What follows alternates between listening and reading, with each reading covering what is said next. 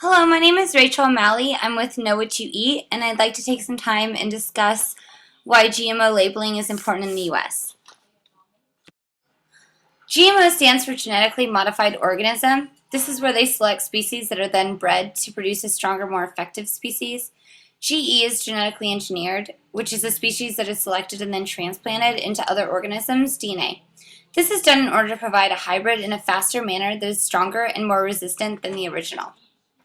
Although the majority of conventional farming in the U.S. is GMO crops, organic farms and a small percentage of conventional farming is still susceptible to GMO traits due to pollination.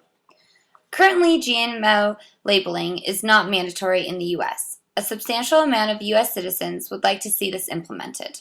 One of the concerns of small organic farmers is that they cannot afford to lose crops to crossbreeders if they pollinate.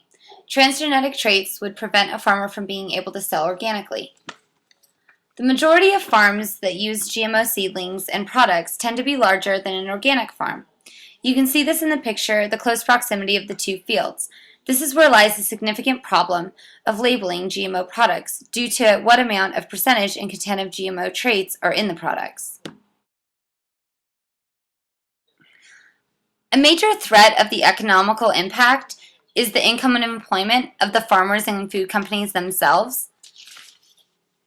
They fear that the GMO label will cause astigmatism, resulting in less product consumption, also raising the price in food and commodity production.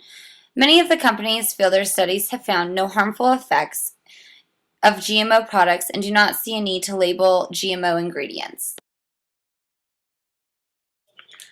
The American people have expressed an insecurity about GMO products currently. There are 21 countries, including the European Union, that have already begun labeling, restrictions, and banning of GMO products. In this image, you can see how far behind the U.S. is in progressing of GMO management. Here you can see an American protest. The Huffington Post did a survey, and they found that 82% believe that that GMOs should be labeled and 9% should not. Americans are rallying together in hopes of being heard. One may ask why labeling is so difficult. Standards currently state that 1% of any ingredient in a given product must be labeled. GMO labeling is further complicated in products such as meats, eggs, and dairy. If the animal has been exposed to or has consumed transgenic crops, how did they label these items? There's also the factor of the amounts and logistics of testing from farm to shelf would exceed the cost of labeling.